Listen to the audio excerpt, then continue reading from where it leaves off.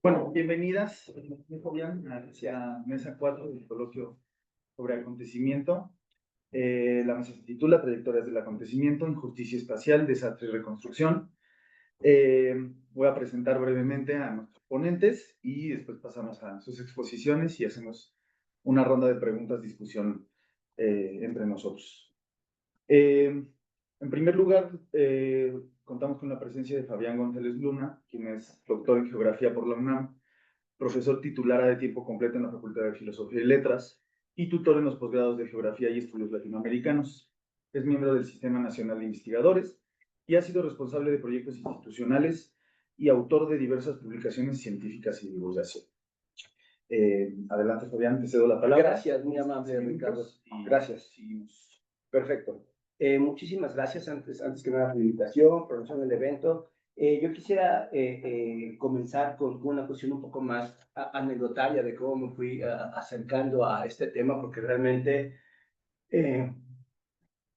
me iba a decir que en geografía no tocamos para nada, pero bueno, a lo mejor desconozco si por ahí hay algunos grupos que estén trabajando y todo eso, pero digamos de manera formal no aparece dentro de la agenda de investigación de la geografía. No dudo por ahí que haya algunos que lo estén trabajando, pero me parece muy interesante y me pareció muy interesante cuando, bueno, a partir de Luisa pude empezar a conocer estas discusiones del acontecimiento con algunos textos de Graciela y con algunos otros que han sacado del propio seminario que tienen de acontecimiento, pues me pareció que la propia idea de acontecimiento puede ser muy interesante para ponerla a debatir en función de algunas también de las propuestas teóricas que han sido fundamentales dentro de la geografía, fundamentalmente la producción del espacio y esta discusión que, digamos, en los últimos 10, 15 años ha ganado cierta relevancia en la agenda de investigación, pero también, inclusive yo diría en la agenda política, que habla de la justicia y las injusticias espaciales. Entonces, un poco lo que quería con ello también era, como se dice coloquialmente, curarme en salud de todas mis ignorancias sobre el propio concepto de acontecimiento. El acercamiento ha sido muy limitado y muy superficial. Ahí, bueno, le voy a echar también un poco la bolita a Luisa, que es responsable de lo que me ha acercado o no a la idea de acontecimiento. Ella fue la que me explicó que tenía que acercarme con los autores de la tercera ola, de los anales y todo ello. Eh, yo de lo poco que conocía y que fui involucrando, aunque ahorita les platico un poco más o menos cómo fue, pues tiene que ver con algunas propuestas de Foucault y de Deleuze, ¿no? Justamente porque cruzan con la idea también del espacio, ¿no? Aunque, por supuesto, hay discusiones muy fuertes, a veces acaloradas y polémicas en términos que tanto la propuesta lefebvriana pues puede ser, puede engranarse con las propuestas Foucaultianas o también deleuzianas y de Guattari sobre la propiedad de espacio y territorio. Ahorita no es el momento un poco para ello. Sí, reconocer que hay diferencias teóricas muy importantes, ¿no?, entre estos autores y que no necesariamente lo que yo voy a hacer es como presentarlos de manera articulada, sino algunas ideas que me parecen importantes para discutirlo, ¿no? Y bueno, en esta dirección, pues partir de esta idea de que el acontecimiento efectivamente no es un hecho aislado, sino es un momento en el cual se condensan, reordenan discursos, prácticas y subjetividades, ¿no? Así como una base, una forma muy básica de pensar y plantear el acontecimiento. Y entonces, efectivamente, el acontecimiento no es solo temporal, no solamente está haciendo rupturas en el corte temporal, sino también en la parte espacial, ¿no? Y esto nos obliga o obligaría entonces también a pensar la apuesta epistémica en términos de producción teórica y metodológica del acontecimiento cruzado con el espacio. Digamos que bajo esta idea el acontecimiento deja de ser algo que se da en el espacio a ser un proceso que produce espacio, ¿no? Y ahí es donde entonces podemos encontrar este amarre en términos lefebvrianos, ¿no? Entonces me parece muy importante porque en muchos textos que me puse a leer en términos de cómo trabajaban el acontecimiento, resultaba que el espacio parecía justamente eso, como el escenario, ¿no? ¿Dónde se da? Y bueno, es relevante porque no es lo mismo que sea aquí o allá, pero justamente es como trascender esa idea y pensar si efectivamente el acontecimiento puede estar dando sentido a la forma espacial y le puede estar dando una orientación a la manera también en la cual se interpreta y se lee esa forma espacial, ¿no? Entonces, bajo esta idea de los acontecimientos, como algo que incide directamente en el orden social, pues se reafirma, por lo tanto, que el acontecimiento puede de una u otra manera estar articulando los procesos de justicia y justicia espacial en sus dos posibilidades, ¿no? Y hacia eso va un poco estas primeras nociones en términos de la discusión del espacio y el acontecimiento. Digamos, así como una premisa, entonces, los acontecimientos reconfiguran la forma espacial y con ello inciden en el orden social. ¿Sí? Esto puede parecer de repente muy simple, pero para las discusiones en las cuales estamos justamente pensando esta idea de justicia espacial, resulta ser muy importante pensar que el acontecimiento no únicamente nos estamos refiriendo a aquel evento, suceso, hecho que va a ser considerado, va a ser leído, va a ser interpretado como acontecimiento, sino también las propias posibilidades de condiciones que pueden generar acontecimiento, y entonces aquí nos obliga también a identificar agencias diferenciadas, ¿no? Realmente, no solamente qué es el acontecimiento, sino quién produce el acontecimiento y con qué sentido se produce ese acontecimiento. Y de una u otra manera, bajo este planteamiento, Lefebvre no trabaja la idea de acontecimiento, al menos en lo que yo estuve buscando, no. Sí, exactamente. No trabaja la idea de acontecimiento. Sin embargo, creo yo efectivamente que con la propia propuesta de la teoría de producción lefebvriana, como también de lo que él aborda con la vida cotidiana en la vida moderna, pues ahí está de una u otra manera cruzado la propia idea de acontecimiento. Es decir, cómo se articula y cómo toma sentido esa vida cotidiana, pues a partir de la manera en la cual se articula, repito, no únicamente los acontecimientos, sino también la manera en la que se interpretan y se entienden y se orientan esos propios acontecimientos. Con ello, entonces, un poco el ejercicio que estoy planteando a partir de la ponencia, pues tiene que ver con esta triada lefebvriana sobre el espacio concebido, percibido y vivido, y un poco vincularlo con la propiedad de acontecimiento, esta muy básica que ya mencionaba, ya recuperaba. Entonces, bueno, como nos plantea el propio Lefebvre, en lo concebido, pues tenemos una reordenación de discursos y normatividades espaciales tras un acontecimiento. Es decir, el acontecimiento, si lo vinculamos también con la cuestión del espacio, es porque genera, reordena, un poco también ranceriano en orden de sentido, reordena discursos y reordena normatividades sobre cómo se va a entender esa forma de espacio. Estoy pensando mucho en que soy universitaria, que es una de mis referentes, recién así. Y en el percibido, pues justamente es donde podemos ver cómo el acontecimiento irrumpe también como práctica espacial, ¿no? O sea, cómo se desborda como una práctica espacial. Y nuevamente, por recuperando aquí, aprovechando que aquí está Graciela, pues justamente CEU irrumpe no solamente como un nuevo lugar, sino irrumpe como una práctica de la ciudad y una práctica de entender la ciudad. Además de una práctica que deviene de una fractura espacial, ¿no? Cuando se crea CEU, rompiendo el barrio universitario en el centro de la ciudad. Entonces, aquí tenemos efectivamente una cuestión en términos de esas prácticas materiales, espaciales, que se cruzan con el acontecimiento como forma de ruptura, como forma de organización, como forma de reafirmación también en otros casos. Y en el vivido, pues evidentemente, en los términos del espacio vivido e imaginado, como lo plantea Lefebvre, pues se transforman subjetividades, memorias y afectividades vinculados también a esas propias formas espaciales. De ahí, de repente derivé en alguna cosa que a lo mejor no estoy tan seguro, ¿no? Pero estaba recuperando un poco las discusiones de Corey Hanishayer sobre la formación del Estado inglés en términos de que hablan de revoluciones culturales. Y entonces pensar también cómo el acontecimiento es de una u otra manera aquello que va anclando y va estructurando y organizando también estas revoluciones culturales que le dan sentido, inclusive en la apuesta teórica de Corey Hanishayer, a la propiedad de Estado, ¿no? a la propia idea de cómo entendemos que se despliega la totalidad, pues también a partir de crear acontecimientos y de producir acontecimientos que serán forzosamente también especializados, ¿no? Entonces, en esta idea también de los estados-nación como una forma tiempo-espacial que se afirma como proyecto, pues ahí tenemos una forma de acontecimiento, ¿no? Aquello que le da sentido a ese proyecto temporal y espacial de nación, en el cual se vincula suelo y sangre, digamos, de manera muy clara con los nacionalismos, pues lo tenemos vinculado y amarrado a formas de acontecimiento.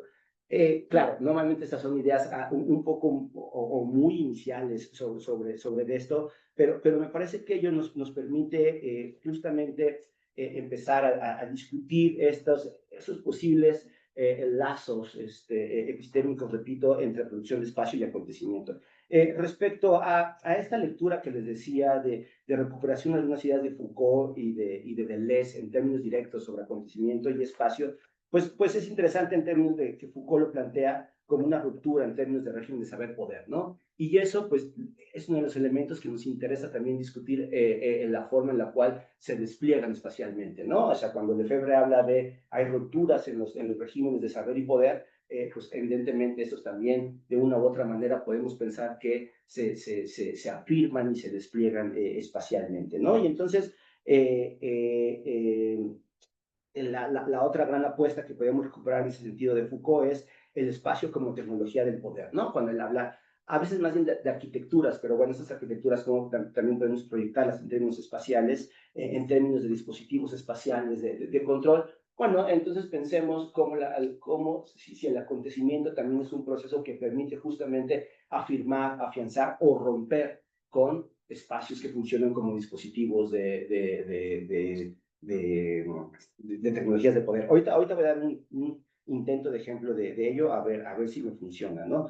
Y con Deleuze, pues, estaremos más bien en las fugas, ¿no? Que plantea el propio Deleuze, ¿no? En estas fugas de trayectorias, en estos devenires, que sería un poco lo contrario en ese sentido a lo que plantea más Foucault de la afirmación. Aquí sería como el acontecimiento en la oportunidad de la fuga, ¿no? En ese sentido, el acontecimiento como un exceso de lo real que implica entonces estas formas de fuga y que le permite entonces a Deleuze, bueno, junto con Guattari, pues hablar de todos esos procesos de desterritorialización, ¿no? De la forma en la cual se dislocan los territorios.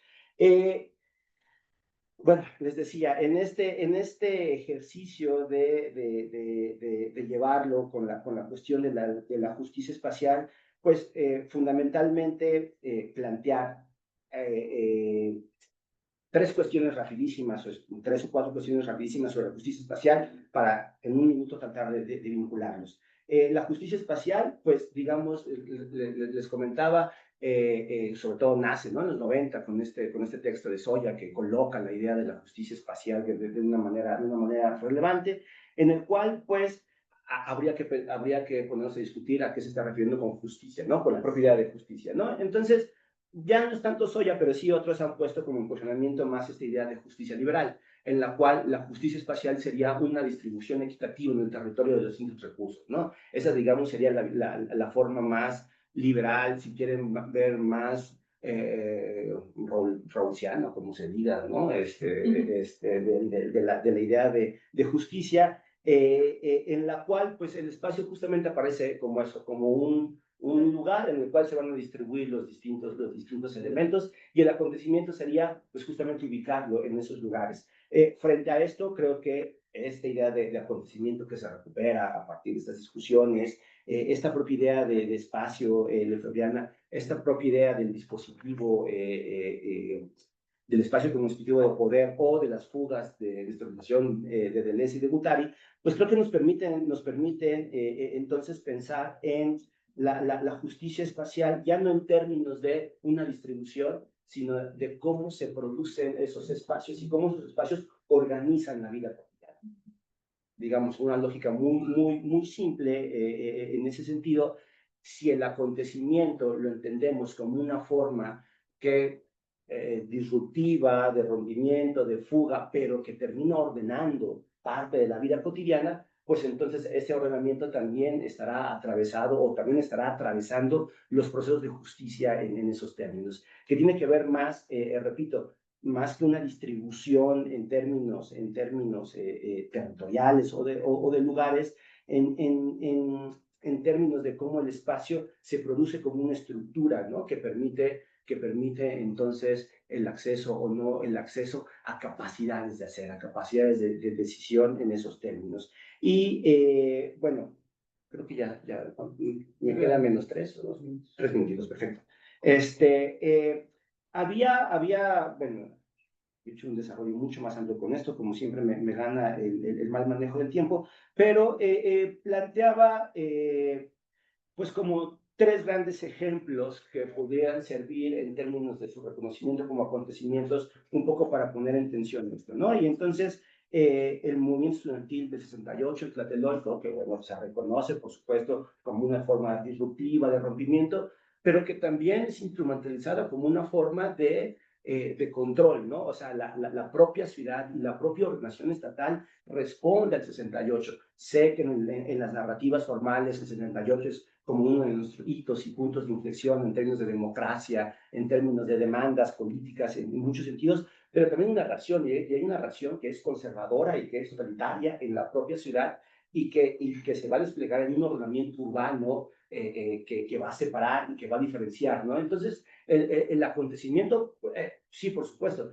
también puede ser esta forma de rompimiento con un orden, pero también puede de una u otra manera implicar reafirmar esas formas de orden, ¿no? Por eso diríamos o plantearíamos, no podemos decir en automático, no se puede decir en automático que el acontecimiento es justicia o injusticia espacial, sino justamente estará en esa tensión y en esa contradicción en términos espaciales. Tampoco una clasificación de este acontecimiento, digamos, abrió posibilidades de justicia oeste, abrió o consolidó formas de injusticia, sino son contradictorios en esos términos. El otro, pero bueno, aquí seguramente con Adriana tendrá mucho mayor elementos con desastre y mismo del 85, yo prefiero 85, pero que también es un acontecimiento en todas esas formas y que, bueno, el 85 de una u otra manera reforma un Estado que coloca al riesgo, la gestión del riesgo de manera diferenciada y como una forma de llevar, repito, una jerarquización social, pero también el sismo 85, pues de una u otra manera abre posibilidades de organización impresionantes. Entonces, tiene las mismas condiciones como acontecimiento que reafirma formas de injusticia, a la vez que está reafirmando posibilidades o está abriendo posibilidades futuras que podríamos hablar de justicia espacial en esos términos, ¿no? Y bueno, evidentemente la Ciudad de México tiene en el 85 unos puntos de transformación más relevantes, y entonces como acontecimiento vemos también la potencia que podríamos encontrar en discutir justamente el acontecimiento como formas disruptivas, pero formas disruptivas que pueden consolidar patrones de dominación que ya vienen o que pueden romperse, ¿no? En esos sentidos. Tenía otro que me quise ver un poquito más local con la Castañeda, ¿se ubica en la Castañeda? El manicomio, ¿no? El manicomio. Hospital psiquiátrico, así, donde están los loquitos, dice Luis, así. Un típico verano. Sí, total. ¿No? Que en su inauguración en 1910 por Porfirio Díaz es el primer hospital psiquiátrico en América Latina y que anunciaba una modernidad de la ciudad, ¿no? La Ciudad de México ya no era un rancho donde estaban los loquitos, sino tenía un hospital psiquiátrico que ya incorporaba ese elemento como salud pública y todo ello, y nos habla un poco también de la transformación del pueblo de Miscuac en términos de una colonia moderna, una colonia que le iba a dar modernidad a la ciudad. Sin embargo, ese mismo hospital, 60 años después, se convierte en un problema porque justamente es antimoderno, es anti las nuevas reglas de la ciudad, que lo que quiere es mantener lejos y alejados a estos personajes que en términos Foucaultianos considera como enfermos y por lo tanto que hay que encerrar y alejar. Y entonces lo que hace es sacarlo, llevarlo hacia Puebla, a Fray Servandino, y lo que cuentan es que como había problemas de capacidad, a los que no estaban tan mal, no sé dónde estuvo la barrera, los dejaron aquí en la calle. Y entonces decían que en los 70, 80 creo que es cuando cierra, había una población de calle en estas colonias importantes, pero que en realidad era población que habían aventado del manicomio. Y entonces nos sale un poco esta modernidad como absorbe, pero también expulsa, cómo va valorando de manera diferenciada en lo que va estableciendo. Y creo que en ese sentido, insisto, y con esto ya cierro, pues el acontecimiento no es, no es solamente una ruptura temporal, sino una fuerza productiva que reconfigura el espacio social. En esa transformación puede tanto reafirmar formas de injusticia espacial como interpelarlas, abriendo horizontes de resistencia, memoria y nuevas formas de habitar. Cada acontecimiento reconfigura el espacio. Puede ser una huella de dominación o una posibilidad de justicia, ¿no? Digamos, en ese cierre muy relativo, pero que la interpelación de pensar el acontecimiento abre, creo, de manera muy interesante, al menos para geografía, no con la fuerza que creo que tendría que tener por esa potencia epistémica que tiene. Muchas gracias y disculpen si me pasé por mucho tiempo. Gracias.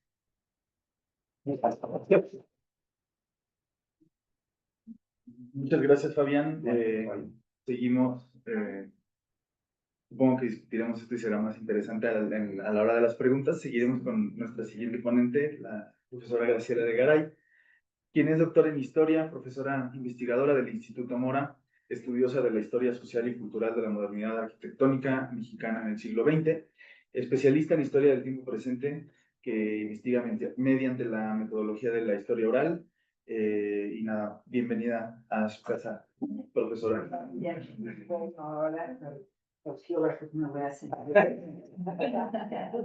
Bueno, es un poco retomando, siguiendo la línea, yo voy a hablar desde la historia, cómo se ve el acontecimiento. La historia, pues, piensa no tomar el acontecimiento, primero los positivistas como un hecho aislado, un dato duro, y cuando viene escuela de los análisis, no tomemos, no me interesa el dato duro, el hecho, no me lo interesa lo singular, sino me interesa lo plural, lo múltiple, no gracias. Entonces, ¿qué es lo que asumen los fundadores Mark Bloch? Vamos a ver algo que nos dé la idea de el conjunto, no lo plural. Y entonces empiezan a trabajar, por ejemplo, Henri Lefebvre hace biografías de Rabelais y de Lutero, pero no es Lutero el que quiere estudiar, sino es esa sociedad de Lutero, es ese mundo de Lutero. ¿Qué es lo que hizo posible, por ejemplo, en Rabelais la incredulidad? Entonces dejan sentado que cambian literalmente de lo singular a lo plural, a lo plural. Y en la segunda escuela de análisis, ya cuando llega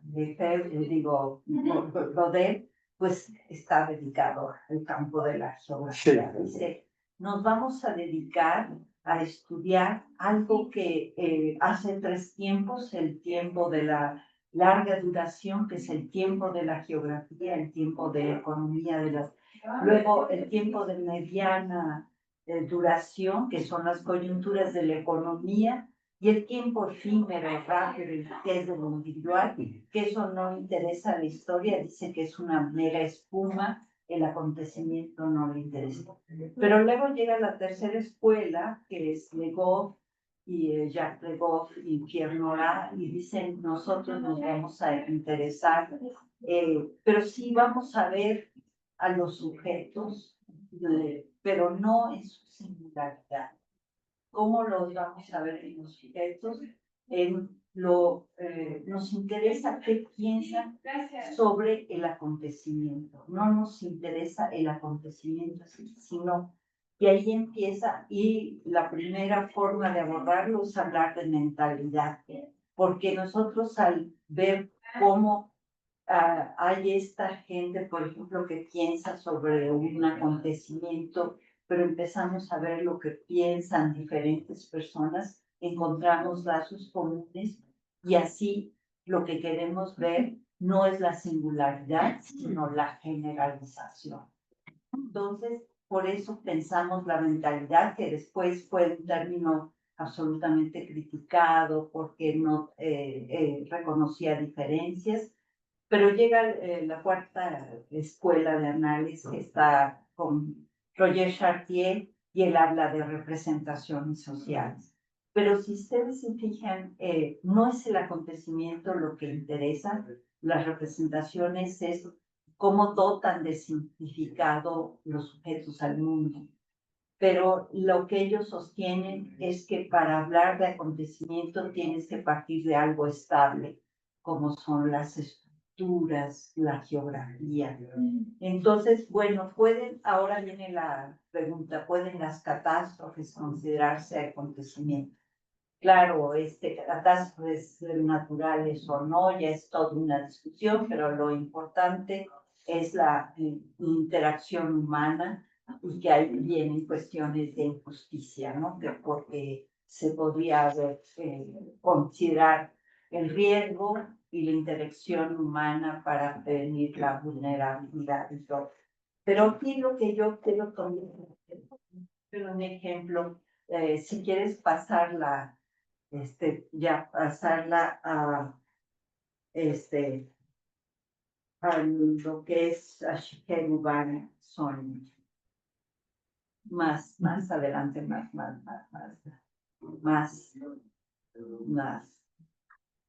todavía otra, ahí está, no, anterior.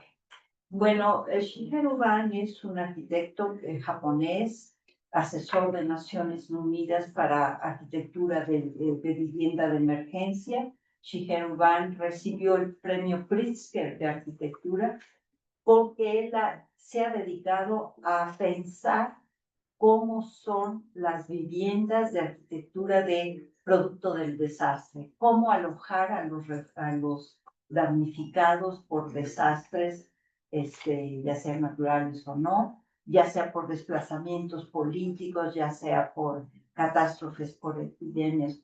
Entonces él encontró que estas personas viven en los refugios y viven situaciones de gran estrés, porque un elemento que les falta es la privacidad y la intimidad.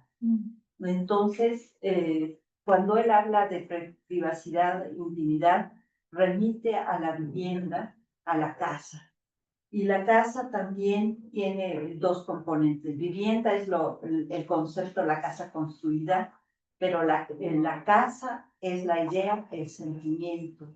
Entonces, él siente que hay un rompimiento de los valores que distinguen a la casa, que son, de acuerdo con los historiadores del arte como Víctor Ripsinski y Lukács, la casa es una de las pocas categorías universales que denotan refugio, identidad y seguridad.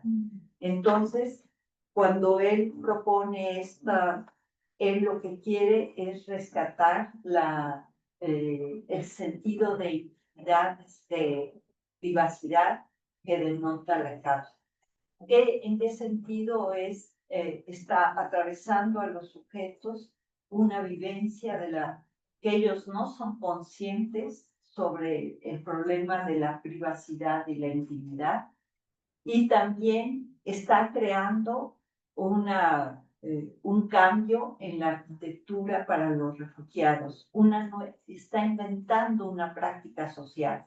Debo decirle que la que sigue, que esta solución al principio en Naciones Unidas la pensaron como irrelevante, como que no tenía sentido, pero yo nada más les quisiera poner un ejemplo. En los hospitales públicos existían las cortinitas cuando examinaban a los pacientes. O imagínense ustedes ser examinados por un médico sin la cortinita. O sea, es un elemento clave. Y entonces, ¿qué es lo que nos da? Es toda la representación de lo que existe, de la privacidad y la intimidad, aun cuando hoy esté muy cuestionado lo público y lo privado. Pero yo creo que aquí la importancia es cómo el acontecimiento trastoca, la gente pierde su casa, pierde su privacidad, pierde su intimidad, y lo que trata de recuperar Shigeru Ban es, por eso le dan el premio de arquitectura, porque su obra se caracteriza por recuperar la privacidad y la estética. Y entonces crea estos espacios, ¿no? Entonces, pero la que sigue para que vean. Entonces, la idea es que las cortinitas las levanten en el día y las bajen en la noche y tengan ciertos espacios de intimidad o de privacidad. Y aunque la gente lo use y se lo apropie de manera socialmente diferenciada, fue una aportación a la arquitectura de vivienda de emergencia. Bueno, pues gracias.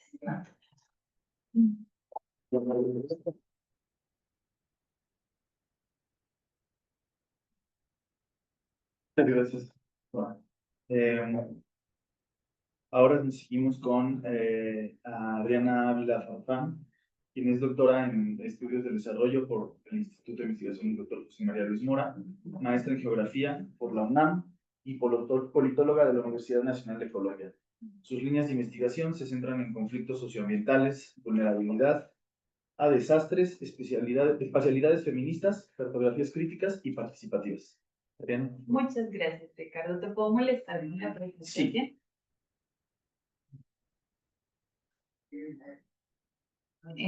Bueno, estoy muy contenta de poder estar en la mesa y de ver lo que está sucediendo con el seminario. Pues ya lo decían al inicio, un proceso que cuidamos mucho y es emocionante ver que ya está ocurriendo. Y para este espacio traje esta ponencia que titulé Cambios en los espacios para sostener la vida, rastreando las huellas de destrucción-reconstrucción en el suroriente de la Ciudad de México.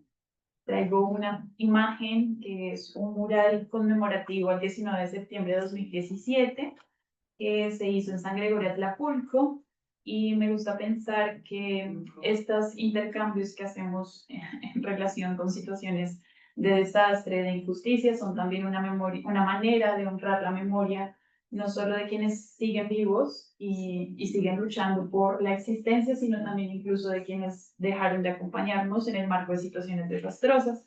Entonces, por eso hay en el subtítulo, que creo que no se alcanza a leer muy bien desde acá, pero hay una idea también de honrar a quienes me apoyaron un montón en todo el trabajo de campo que llevé a cabo en el marco de esta reflexión, sale en el marco de la tesis del doctorado, pero también de la memoria de quienes no estaban vivos ya en ese momento o murieron en el proceso, tanto por el sismo, por el desastre que se acentuó con el sismo, como durante la pandemia del COVID-19. Ya, la siguiente, por favor. Organicé súper rápido la ponencia, orientada por esta idea que me ha ido rebotando. Les decía, a propósito de la tesis de doctorado, traje algunas reflexiones, no fue central la discusión de acontecimientos en la tesis, pero a partir de la participación en el seminario, siento que puede ir a haber algo interesante, y la pregunta que la guía es justo qué puede aportar la perspectiva feminista a esta relación de espacio, acontecimiento y desastres. La primera parte haré una pequeña revisión de las mujeres que alentaron la reflexión, tanto empírica como teóricamente, y intentaré ubicar cómo comprendo esta idea o cómo empezar a cruzar perspectivas de la dimensión espacial de los desastres comprendidos como acontecimiento desde una perspectiva feminista.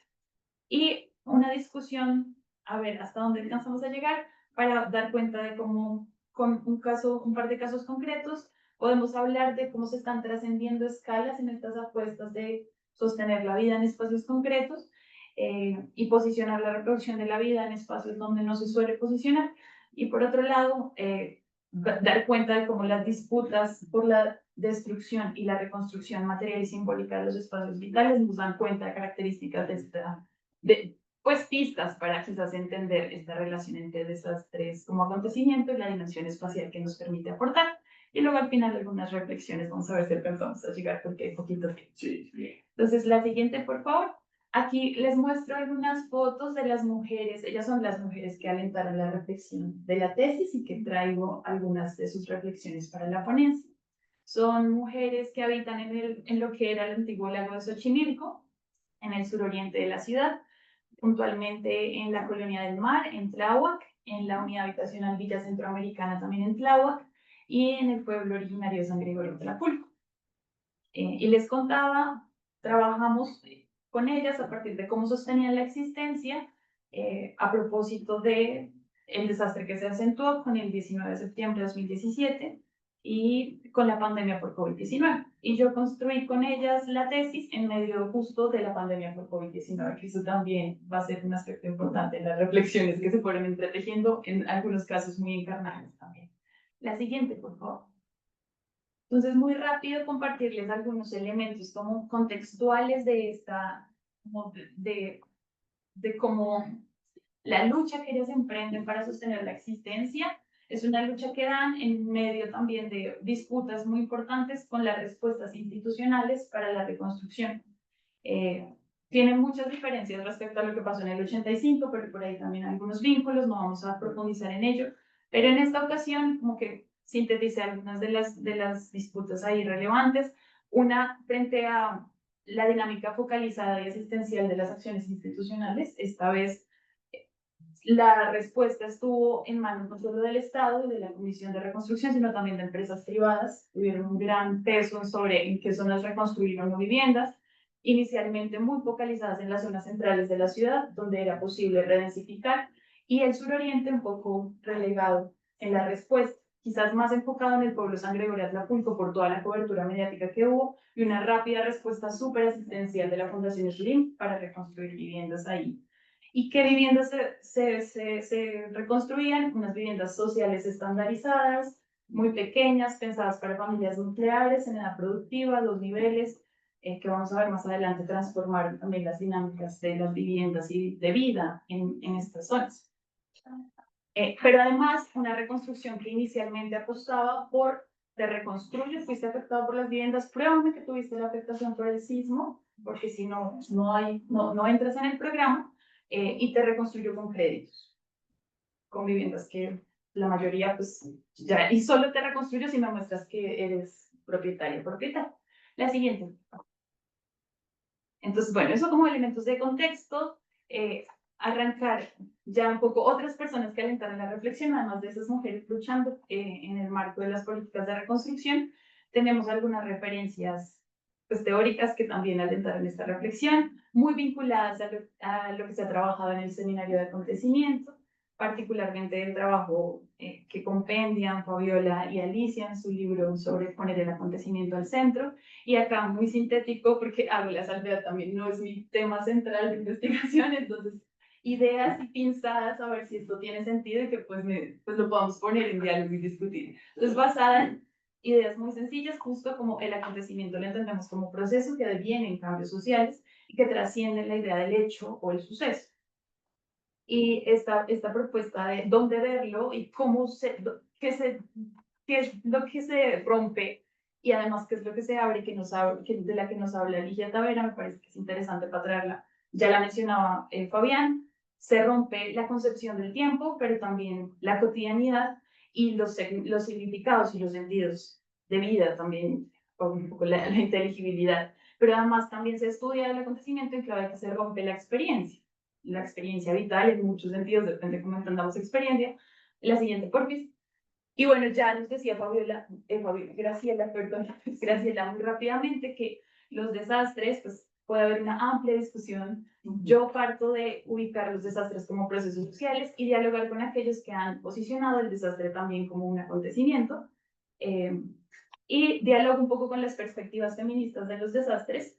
Entonces, tanto entenderlas como procesos sociales que nos ubican, la literatura que nos ubica, que hay una dimensión estructural muy importante para entender sus causas, anclada a los procesos de vulnerabilidad, pero hay otras perspectivas que también nos ponen sobre la mesa, especialmente perspectivas feministas, y acá pienso en Sarah Bradshaw o en los trabajos de Cristina Vega en Ecuador, que nos ponen sobre la mesa que también hay una dimensión situacional que articula tanto esos procesos estructurales que causan los desastres, pero pone sobre la mesa que vale la pena que estudiemos también sus consecuencias y efectos en la vida concreta. Y ponen de precedente desde la perspectiva feminista que existen una serie de efectos desiguales en función también de las relaciones de género, pero a la vez son momentos de ruptura, son momentos disruptivos que nos permiten o abren las oportunidades de transformación. Puede que no todas en clave de justicia, puede también de redundar injusticias, pero está abierto el escenario. La siguiente, por favor.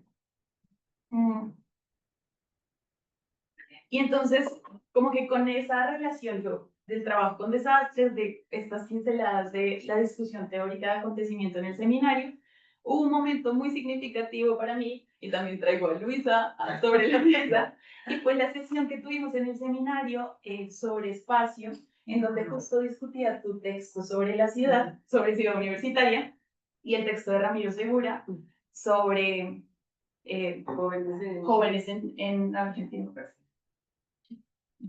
Bueno, bueno, de cómo los jóvenes se apropiaban de la ciudad, es un texto muy interesante, a partir de una situación que él describe como acontecimiento. Entonces, acá me voy a intentar ir muy rápido, porque ya no voy a llegar a los 15 minutos. Algo que me parece que salió muy interesante, a mí me motivó mucho, fue esta invitación que Ilsa nos hacía justo a pensar los procesos de acontecimiento disruptivos, no solo en el espacio, que eso está mal fraseado, sino justo de cómo producen espacio, o cómo pensamos la dimensión espacial del acontecimiento, y no solamente en dónde ocurre. Entonces, ¿cómo altera? Ella nos preguntaba, ¿cómo altera un acontecimiento de la forma como se experimenta o sea, cómo se usa la ciudad? Y con otras preguntas que resultaron muy estimulantes y con base en las cuales también la reflexión que construimos colectivamente, pues me inspiró a mí a pensar en esto. Y por eso, pues ahora traje, no, la anterior corte, de mi propia cosecha, esta idea de, bueno, ¿y qué aportaría la perspectiva feminista a esta relación entonces de espacio, acontecimiento y desastres? Y ahí sí la siguiente por Ana.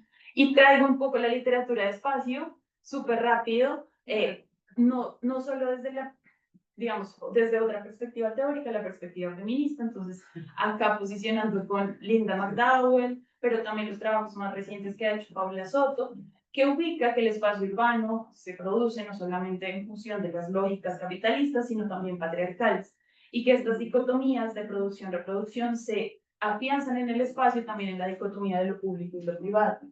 Pero además como de esta idea como del espacio estructurante, que también es patriarcal, que no se puede entender lejos del patriarcado de las lógicas capitalistas, el concepto de espacios vividos, que me parece muy interesante porque nos da cuenta un poco de esas disputas por la reproducción de ese orden urbano, esas disputas que existen, o incluso las formas como se reproduce ese orden urbano que es capitalista y patriarcal. Y desde ahí, desde los espacios vividos, tanto Alicia Lindón como la misma Paula Soto o Natalia Quiroga en Argentina han estado trabajando en la idea de que podemos ver los espacios vividos también como en los espacios cotidianos puede que se trascienda o cómo se reproduce ese orden urbano. Entonces, que a veces esas diferencias tan tajantes de lo reproductivo asociado a la vivienda y segregado de los espacios productivos en las ciudades latinoamericanas no opera de manera tan tajante. Entonces hay un montón de, como que la categoría de espacios vividos nos da pistas para ver justo cómo se trascienden esas dicotomías que el orden urbano parece que posiciona como de manera muy clara, pero también nos da pistas para pensar cómo se articulan escalas y cómo el cuerpo también se concibe como una escala. Entonces creo que es interesante las pistas que nos dan esa vía, pero también porque nos da pistas para entender que podemos rastrear los espacios vividos desde el estudio de la materialidad, pero también desde sus usos y desde los significados que hay en el espacio. Y ahí pues es donde justo se dan o las disputas o se reproduce estas dinámicas de orden urbano más estructurales. Y creo que esta es una entrada que puede ser fértil para pensar también el acontecer. Y entonces ya, muy rápido, me quedan 3 minutos, contarles que con las mujeres con las que estuve haciendo recorridos en sus colonias y entrevistando, encontré varias cosas y a propósito de cruzar estas dimensiones, pues les traía acá como ideas a ver ustedes si ven que esto es consistente o no. Una de ellas era la idea de que se trasciende escalas a partir de esta mirada del espacio vivido, de los espacios vividos y cómo se lucha por sostener la existencia en medio de una situación de desastre. Y una de las maneras que creo que evidencian un poco cómo se trascendían escalas es los cuerpos que luchaban y en dónde se daban las luchas sociales de las mujeres por reivindicar, la mayoría eran mujeres, pero estas personas por reivindicar su derecho a recuperar sus viviendas y unas viviendas dignas. La mayoría de personas que conformaron en esta ocasión el movimiento de damnificados unidos de la Ciudad de México en 2017, rememorando también el nombre del emblemático coordinadora de damnificados unidos del 85, eran adultas mayores. en contraposición a lo que pasó en su momento con la coordinadora. Esta vez, mujeres mayores que de hecho muchas construyeron las viviendas que fueron afectadas, esta vez en la Colonia del Mar, o, bueno, Sangre Verde Acapulco, de diferentes tipos, construyeron con sus familias estas viviendas que resultaron afectadas.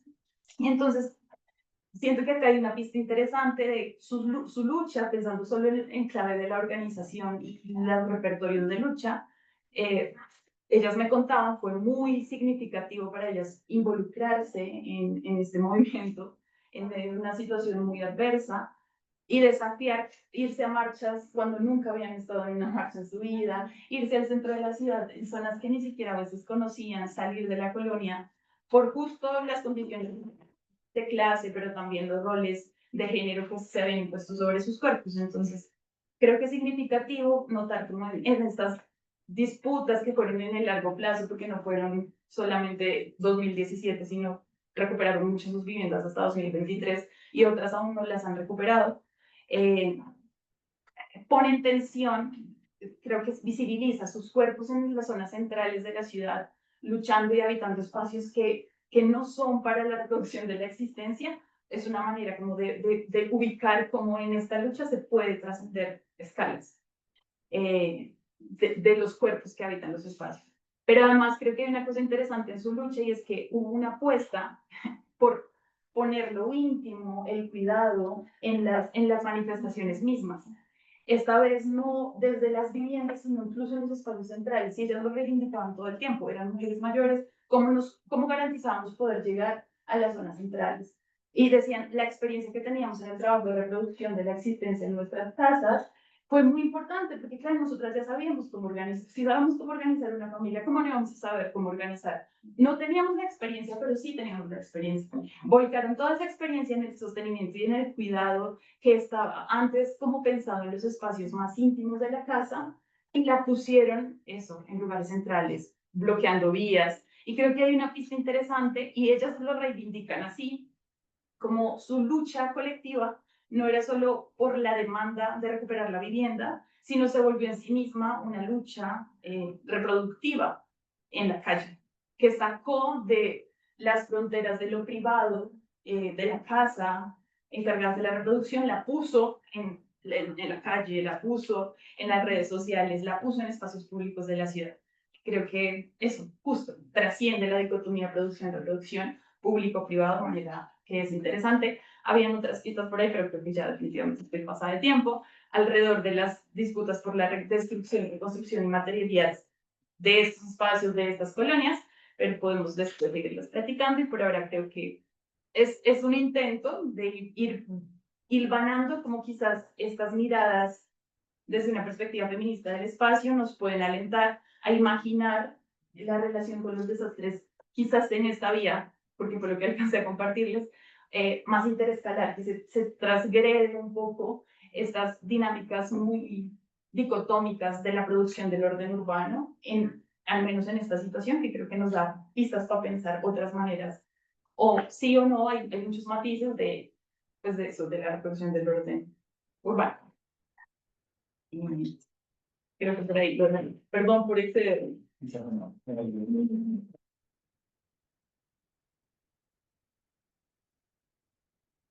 Bueno, muchas gracias a las tres ponencias. Tenemos bastante tiempo para hacer preguntas y para seguir retomando los puntos que quedaron ahí pendientes sobre la mesa. No sé si alguien gusta tomar la palabra. Podemos hacer preguntas o participar con alguna impresión que haya habido a partir de la participación de las compañeras y de Fabián. Si quieren, empiezo yo. Sí, adelante, por favor. De Fabián no voy a decir mucho porque la verdad es que, o sea, sin ponernos de acuerdo, tenemos la lente de la geografía, entonces... Sí, hacemos poco de acuerdo. Sí hay influencia. No directamente. No directamente, pero sí hay. Pero, o sea, sí coincido con mucha de la lectura que hiciste, Fabián, y mucho yo lo pensaba también en términos del acontecimiento, ¿no? Cómo permite la territorialidad y, ¿no? Como los procesos también de desterritorialización, ¿no? Y de Adriana, o sea, de hecho, justo creo que uno de los aportes mucho de la geografía feminista es el cuerpo como escala. Y me encantó cómo lo retomas, ¿no? Porque justo es algo que se ha ignorado como que mucho, ¿no? Entonces el acontecimiento va a repercutir también sobre el cuerpo, ¿no? No solo es como el suceso en un territorio, ¿no? Sino también cómo se responde frente al acontecimiento. Y de lo que decía Graciela, ¿no? Justo yo igual me comí el tiempo en mi presentación, ¿no? Pero algo que comento mucho que a veces perdemos de vista como la geografía, ¿no? Y que trata que es una contradicción, ¿no? Porque la geografía trata de evidenciar, ¿no? Como lo inmaterial y lo intangible, a la vez no lo estudia tanto, ¿no? Sí. Entonces, esto que hablabas, por ejemplo, de la recuperación de la privacidad, ¿no? De la estética, ¿no? O sea, también hay una recuperación, no solo de algo material, ¿no? Sí. Sino de una serie de valores que están ahí en el espacio. Claro. No de algo que te protege, que no se toca, ¿no? Pero digamos, te genera una sensación, ¿no? Entonces, pienso que desde el acontecimiento ¿no? también se puede estudiar como esta experiencia sensorial del espacio, ¿no? Como un acontecimiento la rompe, la transforma, pero también podemos responder a ese acontecimiento y recuperar esa experiencia sensorial, ¿no? De seguridad, de privacidad, de cuidado, ¿no? Vinculado con lo de Adriana. Y también pensaba mucho en esta relación como espacio-tiempo, ¿no? También no me dio tiempo como de ejemplificar uno, pero también digamos, tanto la espacialidad, ¿no? Como el acontecimiento, ¿no? O sea, están muy vinculados al tiempo, ¿no? Entonces no es, o sea, obviamente, o sea, si cae una bomba es como algo que pasa en cuestión de segundos, ¿no? Pero incluso también cuando hay, yo estoy más temas del agronegocio, como esa territorialidad del agronegocio es algo que se da a través del tiempo, ¿no? Sí. Y también la respuesta al agronegocio también es una territorialidad que se da a través del tiempo, ¿no? Entonces ahí hay o sea, realmente para que esos como anhelos o aspiraciones del espacio, ¿no? Se den, ¿no? Tiene que haber esa dimensión temporal, ¿no? Que muchas veces en geografía, no la abordamos como con tanta profundidad. Entonces pienso también mucho en el diálogo de historia y geografía, ¿no? Y espacio y tiempo. Entonces, gracias. Muchas gracias. ¿Alguien más gusta hacer una pregunta? Yo me voy a poner un poco necio, perdón, con una duda y de lo que estabas planteando, Elena, que me parece bien interesante y todo ello, pero una de mis duda, pero también un poco derivado de alguno de los planteamientos que tiene sobre la cuestión del cuerpo en geografía, esta Melissa Wright, en términos de, no será, no, es duda, ¿no será más potente hablar que lo que se trasciende es el cuerpo y no la escala? Porque en las discusiones de geografía, como descubrimos que la escala es algo que trabajamos, pero que no sabíamos que podíamos trabajar, porque siempre la vimos nada más cartográficamente, de repente empezamos, y bueno, Brenda, cuando empezó a hablar con todo, metió toda esta discusión de los rescalamientos, como toda la parte de los aportes de la geografía feminista, sobre todo más reciente, de a partir de los años 90, empezaron a discutir la escala, ya discutieron el cuerpo, pero la escala, y entonces se habla mucho del rompimiento de la escala, cuando en realidad lo que vemos es, y creo que me parece mucho más interesante, y junto con los ejemplos que dabas de estas mujeres grandes que se convierten en las demandantes pues, de una restitución social en muchos sentidos, en realidad lo que estamos viendo es cómo el capital produce unas formas de cuerpo. O sea, el capital siempre ha producido esa forma de cuerpo en escala, ¿no? Lo que pasa es que no la reconocía como tal, ¿no? El capital justamente en estas formas de visibilizar la manera en la que despliega sus formas de poder, esconde el cuerpo como también una escala que es producida en esos términos, ¿no? En esos términos espaciales o temporales que podemos ver. Y más que el rompimiento de la escala, creo que lo que nos anuncia o lo que nos permite ver esto es el rompimiento de la forma dominante de esa escala, ¿no? O sea, la idea de que el capital ha producido una idea y una representación de cuál es el cuerpo demandante. ¿Cuál es el cuerpo demandante que está en la calle luchando por distintos derechos? Y justo llegan unas señoras que rompen con ese cuerpo, con esa idea de cuerpo, ¿no? No sé si me doy un poco a entender con mi duda más epistémica o metodológica, en términos de, creo que la gran discusión y la gran aporte en esto que está recuperando, Adrián, me parece bien interesante, tiene que ver en colocar la escala no como la forma que va a enajenar las formas de despliegue y de subjetivación política en los propios cuerpos, sino más bien un poco también en términos nuevamente rancerianos, en términos de una política prefigurativa en los propios cuerpos, ¿no? Entonces, y con esto creo que también, y así lo entiendo como lo estás planteando y me parece muy potente en términos analíticos, la idea de pensar la escala como productiva, ¿no? O sea, la escala no simplemente es el reconocimiento, sino es la producción de, ¿no? Entonces, la escala capitalista desastre produce unos cuerpos. Y justo hay otras miradas que plantean producir esos cuerpos en esa misma escala, pero de manera muy diferente, ¿no? Y creo que eso es bien interesante, ¿no? Porque creo que trasciende el reconocimiento a la producción, ¿no? A la producción de esas corporalidades, ¿no? Entonces, no simplemente, no porque sea simple, lo estoy balanceando, no únicamente es reconocer que hay otro cuerpo que está demandando, sino que eso está implicando otra forma de articulación, escalarmente, ¿no? Y eso me parece como muy interesante, ¿no? Porque, y ahí sí vemos entonces un rompimiento en la forma de la articulación escalar, porque este cuerpo no debería estar en las calles centrales exigiendo y gritando, queremos esto, porque debería estar en otro lado encerrado y invisibilizada, ¿no? Y entonces eso se vuelve creo que bien interesante en esos términos. Lo de la arquitectura me pareció maravilloso. Sí, esta idea que puede parecer tan simple, ¿no? Pero la manera en la cual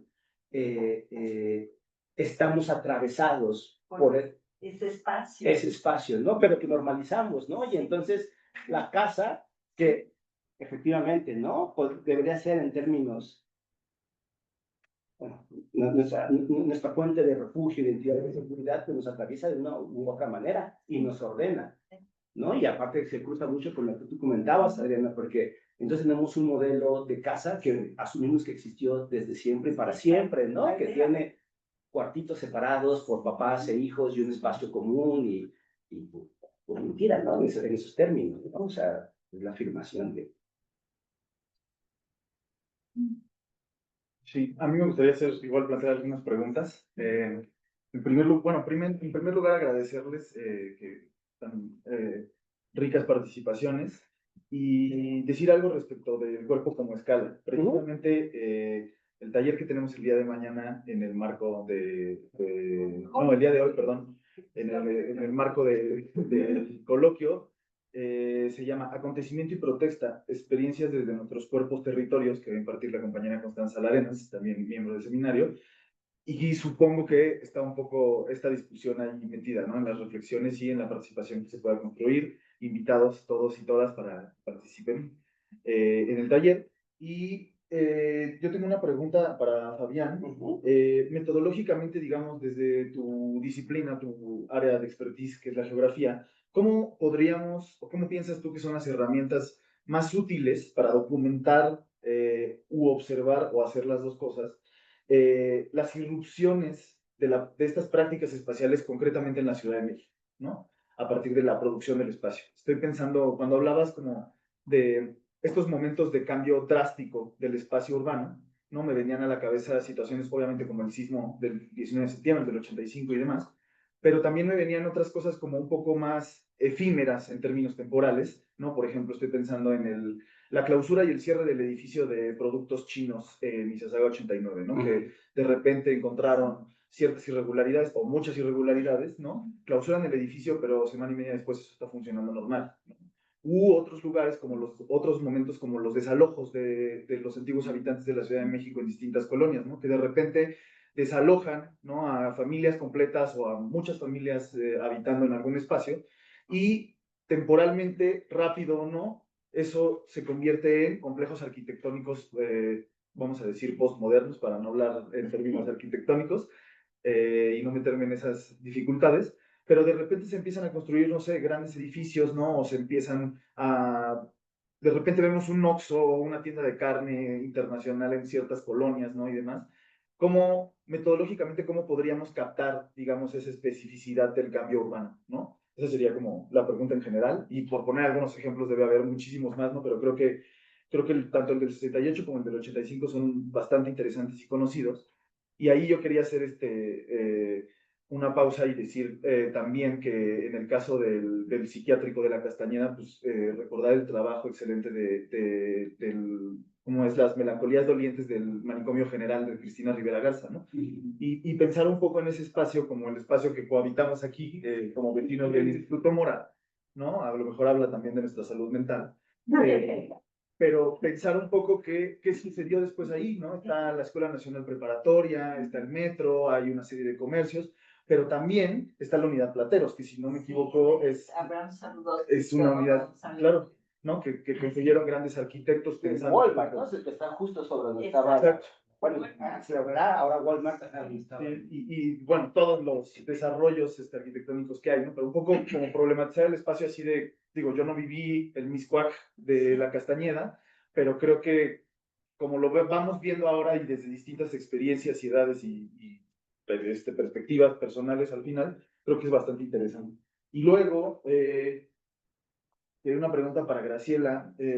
Si podrías profundizar un poquito más en este tema del desinterés que mostró Naciones Unidas ante el proyecto de Shigeru Ban, ¿no? Porque al ver las fotos de las habitaciones, camas, ¿no?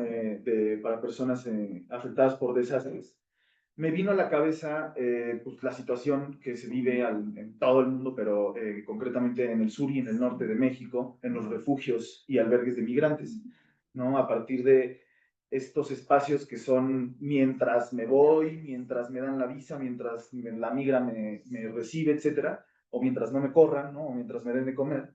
Que son muy similares, ¿no? Pues es al final una esquina en un cuarto enorme compartiendo espacios con muchas más personas, ¿no? Y como algo que se ha documentado mucho desde grupos activistas es cómo se apropian de esos pequeños espacios momentáneamente, ¿no? Desde el hecho de poner una foto hasta, no sé, comprar unas flores y ponerlas sobre el sleeping donde van a dormir las familias que vienen cruzando en el país, ¿no? Entonces, un poco como cómo fue ese desinterés y después si siguieron alimentando el proyecto de Shigeru Ban.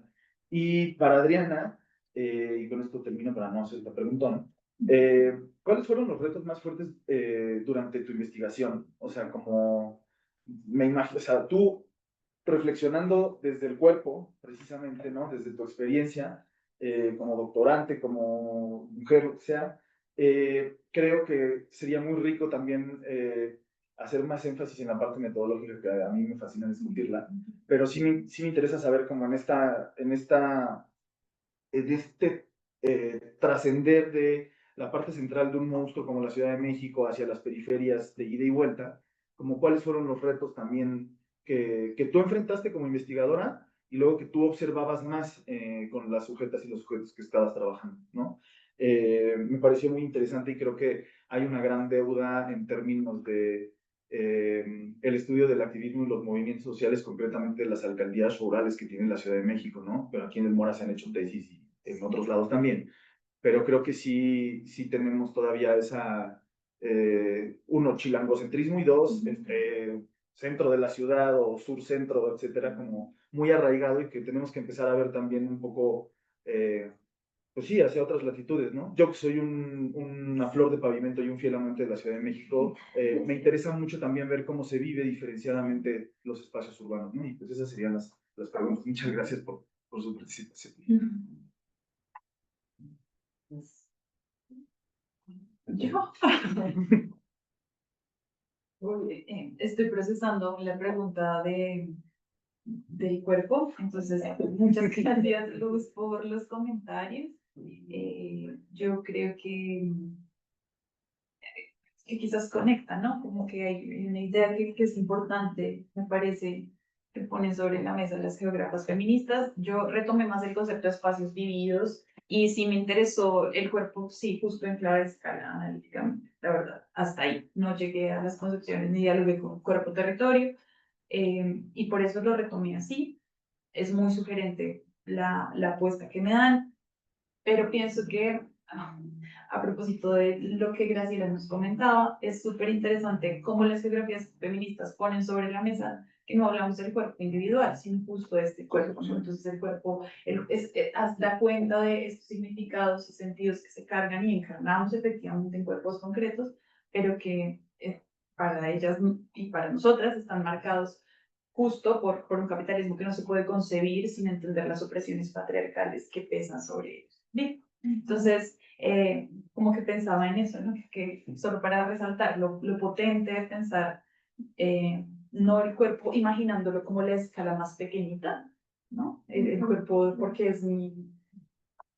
porque no se trata de eso, sino también es una concepción solo que pone sobre la mesa que hay discursos que configuran la existencia y que atraviesan y que los cuerpos, o sea, no podemos entender los espacios sin entender estas maneras como nos apropiamos de ellos también y cómo se significa incluso la propia apropiación corporal de los espacios.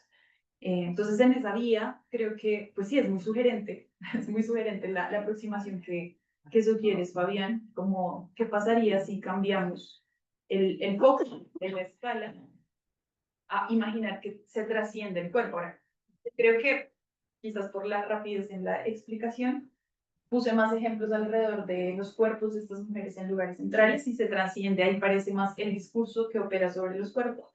Pero sí, mi intención era posicionar justo como el que ellas y todas sus experiencias de estar cotidianamente viviendo en la periferia y poder habitar lugares centrales y articular con otros sujetos, transformaba, si pensamos ahí, a ellas desde su mirada como ellas, como las sujetas del acontecimiento, transformaba su existencia y sus biografías. Pero claro, son leídas si pensamos desde otro lugar, que el acontecimiento lo leemos nosotras como externas, pues sí, es el discurso, trasciende porque es el discurso corporal de los cuerpos de las mujeres mayores, no deberían estar acampando en la calle. Pero yo intenté ubicar la propuesta desde el acontecimiento para ellas en su existencia y en la producción, digamos, ahí y quizás ese es un límite, ahora caigo en cuenta. Porque hay otras miradas, o sea, intento, como que quizás me enredo un poco, pero intento decir que sin duda las características de lo que es acontecimiento y cómo quizás el espacio vivido lo produce, va a cambiar así estoy imaginando el acontecimiento para ellas en sus vidas personales y en sus vivencias colectivas como sujetas, mujeres mayores, habitantes de la periferia.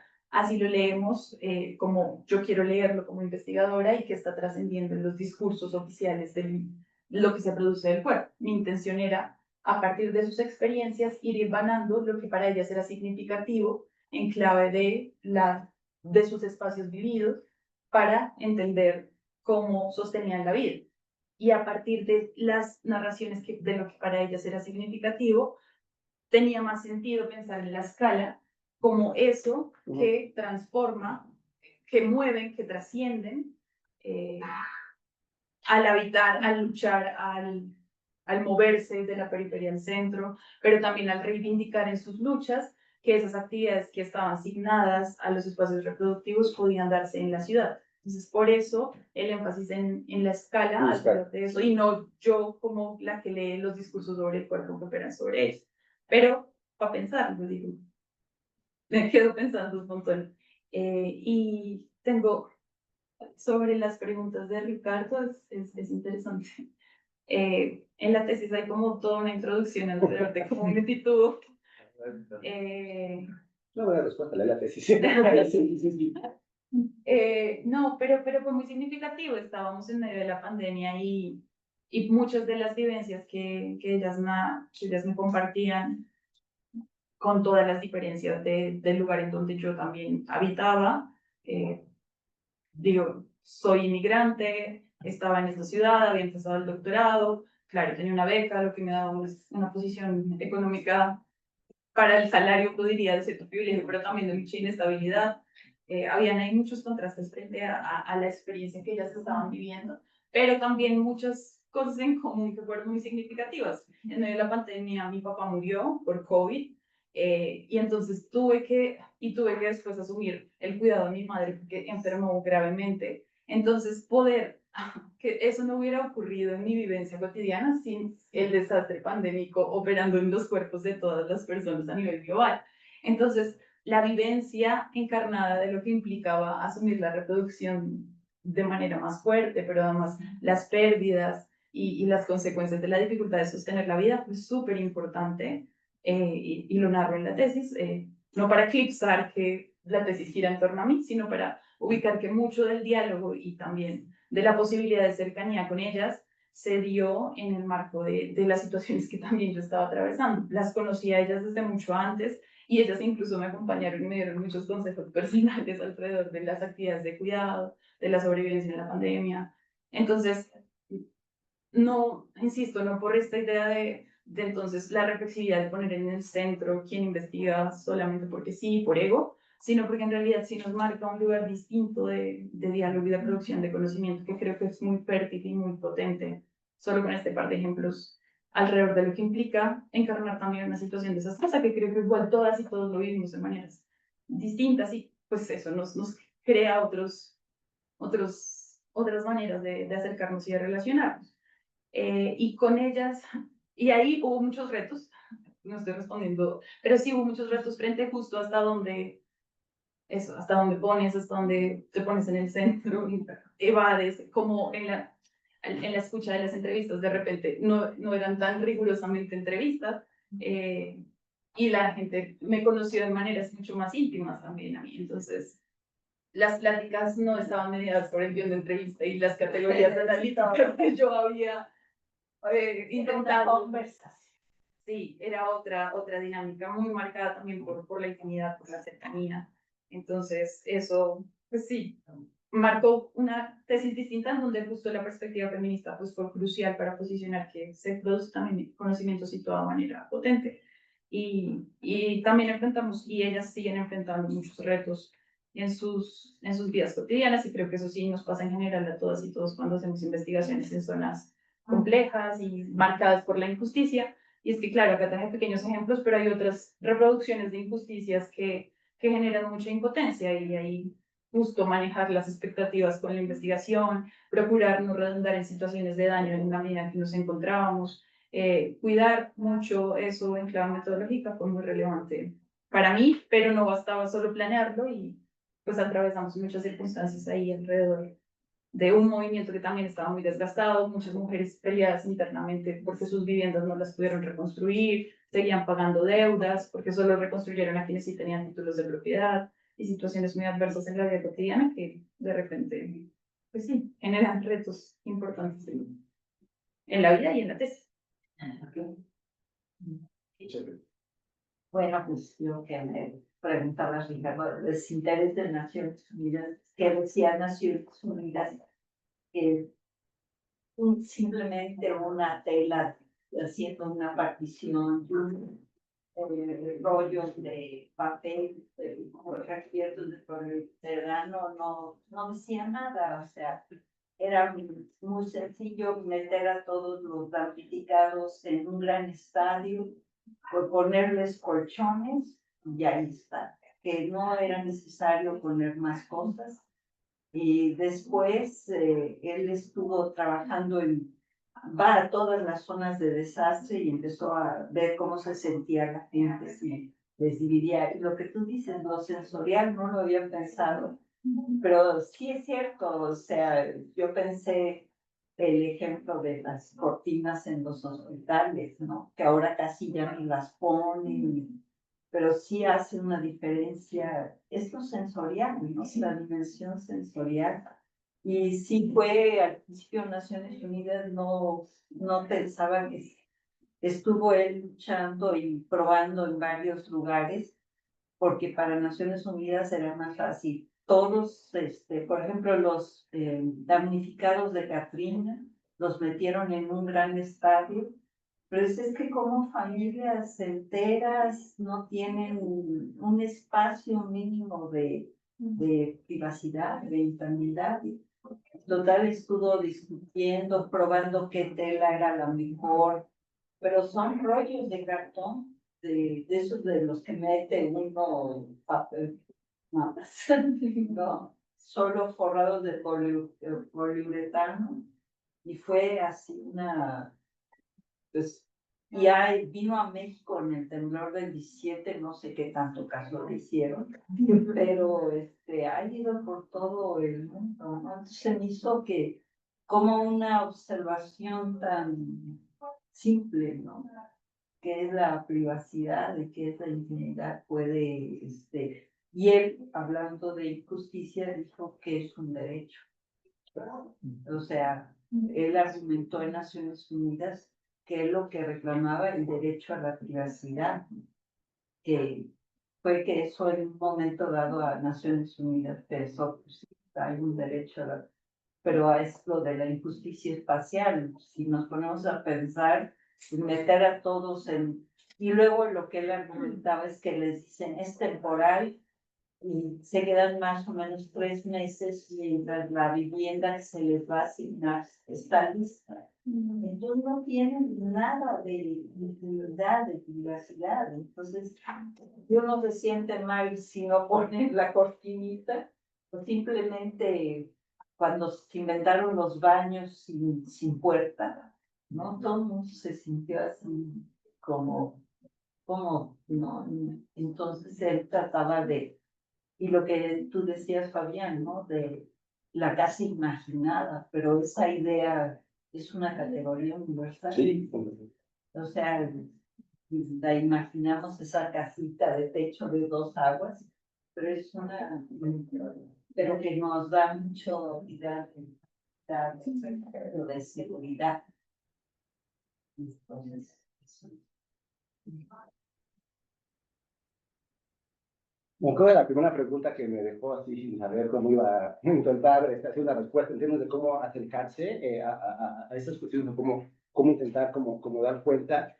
Ahí pensaba un poco justo en estas, no sé cómo decirlo, como estas premisas metodológicas, ¿no? Del pensar el acontecimiento con las cuales iniciaba también Graciela, que también Adriana la recupera al principio de las ponencias. Y un poco en esta historia de justamente pensar no el acontecimiento como de espumita en términos brodelianos, ¿no? Como lo planteaba Brodel, la espumita, sino justamente, y ahí no sé qué tanto, pero a lo mejor podríamos pensar también en lo que plantea Deleuze con toda esta cuestión rizomática, ¿no? Y entonces pensar que Tlatelolco, el 68, bueno, también está siendo parte de, repito, de un proceso de modernización de la propia ciudad y de reacomodo de clase en la propia ciudad, que en realidad viene de 2 décadas atrás, ¿no? Y que tiene en Tlatelolco la construcción de la unidad Noanalco-Tlatelolco, uno de sus puntos también muy importantes, que tiene el movimiento de médicos, sindicalistas ferrocarrileros, otro movimiento muy importante, que tiene en estas formas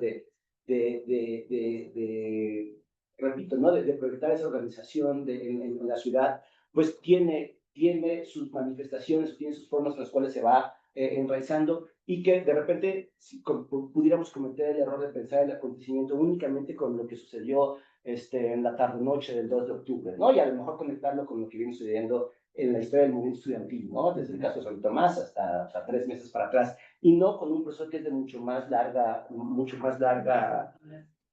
sin llegar al tiempo brodeliano de la relación, pero con mayores antecedentes, ¿no? Y pensaba, por ejemplo, Bolívar Echeverría plantea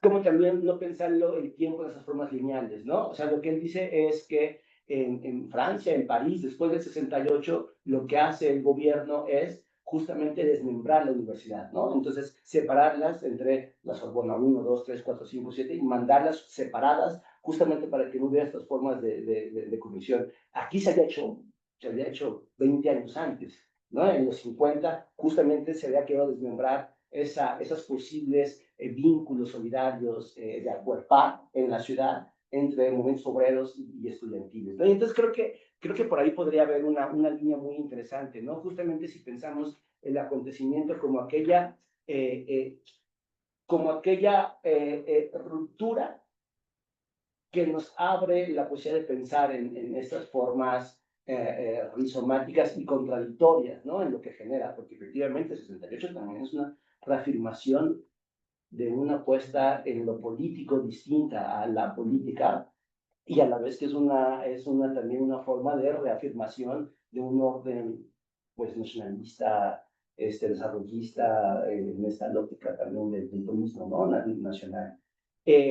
Y, perdón, nada más así rapidísimo, si te interesa, eso como te decía, no era como mí, sino, Melissa Arroyo trabaja con las mujeres trabajadoras en la maquila, en la zona norte, ¿no? Por supuesto no lo plantea como de la maquila, pero lo que dice es cómo hay una idea de la corporalidad de la fuerza de trabajo en la cual las mujeres son reajustadas, digamos, tienen que ajustarse a esa forma en las maquilas, y eso implica, o es una de las formas en las cuales vemos también cómo se juxtaponen estas formas de explotación en términos de clase, pero también en términos de género, ¿no? Porque no solamente es que se explote en términos tradicionales, económicos, sino que también hay una doble explotación porque esa corporalidad tiene que ser reajustada a la corporalidad masculina de la fábrica en el puesto de trabajo, ¿no? En la maquila. Y bueno, ella creo que ahí, digamos, tiene esta discusión, ¿no? Sobre producción de trascender el cuerpo. Y la talla también. Ellas recuerdan quiénes son y que han luchado antes. Y eso de la memoria también es un elemento que uno podía ser nostálgica, pero la memoria también puede ser crítica, reflexiva y movilizada. ¿Sí? Con Benjamin, ¿no? Con esta idea de se van a levantar y van a resistir de la única forma que saben, ¿no? Que viene Si es pasado, esa memoria es importante, ¿no? Cuando la creían que la memoria para decir es nostálgica, pero la nostalgia puede ser reflexiva y crítica. Entonces, pues, si ellas retoman sus experiencias, lo que vivieron, lo ponen en acción. Y también pueden generar cambio, ¿no? Ahora sí que todavía tenemos más una pregunta, un comentario, como Vicente. Sí, algo que me quedó desde la mesa anterior es justo como esta relación entre cómo estudiamos acontecimiento y cambio social, ¿no? Y cómo de repente, o sea, cómo distinguimos, y tú lo mencionaste, Adriana, en tu pregunta en la mesa anterior, o sea, cómo distinguimos acontecimiento de proceso social, o sea, como que de repente casi todo es acontecimiento, ¿no? Es que en historia te dicen, una cosa es el evento que pasa, que es fugaz, y eso no importa. Entonces tiene que ocurrir una operación historiográfica en el que el historiador distingue un antes y un después, y le interesa más que el proceso lineal o el dato duro, a enfocarse en la recepción de los efectos de ese cambio. En realidad somos los investigadores sociales los que estamos como artesanando, construyendo, O sea, reconstruyendo más el efecto. los efectos que pueden pasar desapercibidos y ahí se construyen. No buscando causalidades, sino el efecto. Y por eso en el acontecimiento es importante en el sujeto, cómo es atravesado. Porque justo pensaba, por ejemplo, en los sismos del 17, ¿no? O sea, pensando como sismos del 85, cómo tienen como un impacto, a mi modo de ver, bueno, quizás como un impacto mayor incluso en la transformación de la vida. Pareciera como que los sismos del 17 tuvieron un impacto menor. Entonces me quedaba pensando, sí, bueno, relativamente, ¿no? Pero sí, podríamos considerar un acontecimiento cuando todo cambia, pero en realidad todo sigue igual. Es un poco como con esta, se me fue ahorita el nombre del autor italiano, ¿no? De que como todo cambia para que pueda seguir igual. Sí. Entonces no sé si hay posibilidad de entender ahí el acontecimiento, ¿no? Como todos estos arraigos que se dan, que se transforman, pero para mantener una estructura de dominación y un ordenamiento urbano. Bueno, en lo base que a los decía mismos. Fabián, ¿no? De cierta forma, la injusticia espacial es lo que dice Adam Hussein, ¿no? Con las ciudades nómadas que en la época colonial las cambiaban de lugar, pero realmente reproducían la misma orden social. Entonces, ¿quién vivía en la mejor parte y quién vivía, no? Era un reproducir lo mismo. O sea, no había Una transformación en términos de estructura, y eso que había habido un gran desastre y tenían que mudar la ciudad. Si había inundado, la llevaban a no sé, pero quién ocupaba el mejor lugar, la iglesia, el gobernante, ¿no? Y los marginados a las afueras. ¿No? Sí. Suceden los dos, ¿no? O sea, tanto se da la forma de querer reafirmar como se da la posibilidad también de rompimiento, ¿no? Porque, ¿qué fue lo que salió en el 17? A diferencia del 85, de manera importante. Luego la idea de la narrativa de la reconstrucción. Sí, claro. Sin deuda. ¿Cómo? Y sin deuda. Sí, no, pero aparte de reconstrucción, pero fue muy social la reconstrucción, o sea, reconstruyamos lo que tenemos, pero lo que tenemos tampoco funcionaba. No. Y entonces, por eso me gustaba mucho una de las fotos que tienes, dice, no somos vivinderos, somos, no me acuerdo qué decía. La del piso. La del piso, ajá. O sea, me parece que eso condensa justo esa... No vivinderos, sino la ¿Sino qué? ¿Qué? Sí, y no a la redensificación. No somos vivinderos, somos damnificados. Pero lo que decía Fabián, fíjate que ahorita lo pienso, en el temblor de 85 se cayó más de la mitad de Tlatelolco, pero lo que es interesante es que la gente fue a buscar a Mario Pan y les dijo, lo que queda lo podemos reconstruir. Sí, o sea, ellos hicieron, pero la respuesta que me dieron fue muy interesante. Yo para qué me voy a ir a vivir hasta Cuautitlán Izcalli, que me ofrece, cuando vivo a 5 minutos de centro. Claro. O sea, yo dije, bueno, ¿por qué se quedaron aquí? Nos quedamos meses sin tener agua ni nada, pero yo vivo a 5 minutos del centro. Sí, claro. O sea, y estoy de la mejor manera comunicada. Entonces se organizaron y dijeron, claro. Porque la vivienda no es únicamente en donde se está, sino con todas las implicaciones prácticas, ¿no?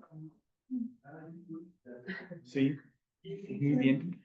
La última cosita es cierta que decía Graciela también, es que justo lo que, dialogando también con lo de Adriana, dialogando con lo que han dicho con es que justo creo que el problema, Adriana, es que el cuerpo se ha visto como esa escala pequeñita, ¿sabes? O sea, se ha visto como una escala que no tiene importancia, como que no importa lo que pasa en los cuerpos.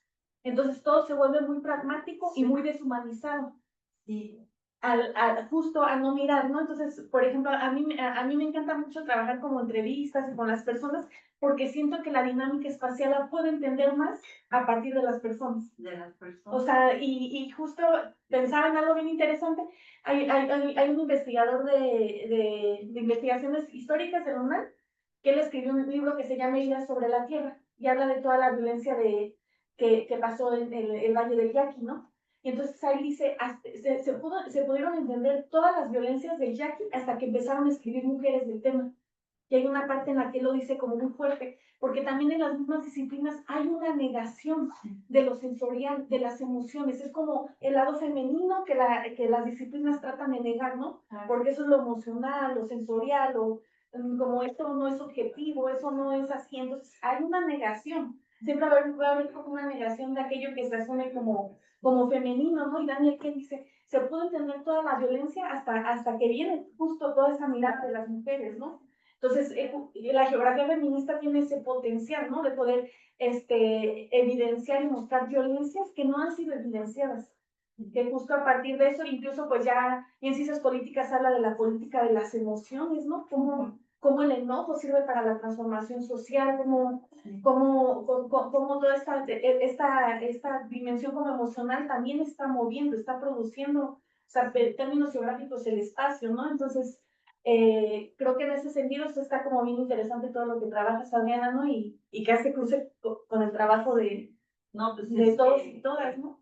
los historiadores se dijeron, bueno, los sociólogos decían que las emociones eran residuales, no tenían valor explicativo, pero después unos historiadores plantearon una pregunta, si las emociones son residuales, pero la pregunta es ¿qué haces con las emociones? Entonces, si te viene el agravio, te enojas y haces revoluciones, ¿no? Claro. Sí. Sí, pues a propósito de esos cruces, a mí luego se me ocurren iniciativas, pero no trato de moderarme para no complicarle las agendas a mis colegas, pero con esta discusión creo que incluso se puede plantear llevar una temática urbana Ciudad de México al seminario, e incluso podría también plantear la posibilidad de en algún momento hacer un cruce con el seminario de la Ciudad de México pasado y presente que discute mucho estos temas, ¿no? Y también Sí, hay claro. una gran variedad. Entonces, lo voy a poner sobre la mesa con las coordinadoras del seminario para que lo consideren y que podamos seguir discutiendo, que podamos seguir justo discutiendo en otros espacios. Y por ahora cerramos la mesa. Les agradezco mucho su Al contrario, participación gracias. y Muchas gracias. invitados e invitadas a seguir participando en el coloquio. Y ya que estamos.